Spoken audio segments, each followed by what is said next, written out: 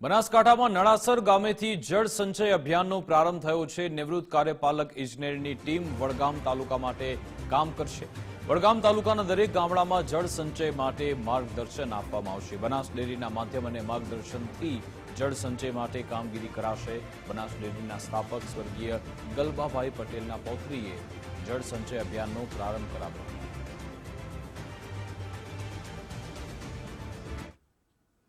ગોંડલના પ્રખ્યાત ચિત્રકારે ઓપરેશન સિંદૂરની બહાદુર મહિલા અધિકારીઓના ચિત્ર બનાવી અનોખી દેશભક્તિ દાખવી।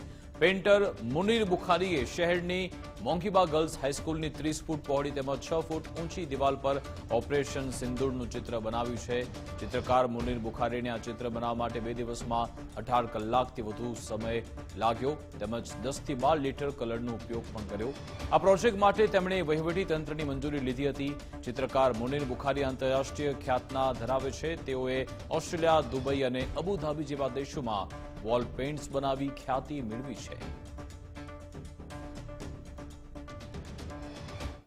તાજેતરમાં ભારત પાકિસ્તાન વચ્ચે યુદ્ધ પરિસ્થિતિ દરમિયાન ભારત સરકારે ઓપરેશન સિંદૂર લોન્ચ કરી, જેમાં આપણા ભારતીય સેનાની 2 જાબાજ મહિલા અધિકારી કર્નલ સોફિયા કુરેશી અને વિંગ કમાન્ડર વ્યોમિકા સિંઘે જે સમગ્ર ઓપરેશન સફળ બનાવી આપણા દેશનું તેમજ ભારતીય સેનાનું ગૌરવ, આપણા દેશ ગૌરવ વધાર્યું છે।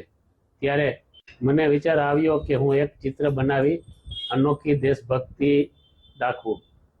મેં વહીવટીતંત્રને સંપર્ક કરી ગોંડલની મોગીબા કન્યા શાળા ઉપર 30x6નું ભારતીય સેનાનું બંને મહિલાઓ અધિકારીઓનું ઓપરેશન સિંદૂરનું વોલ પેઇન્ટિંગ બનાવ્યું।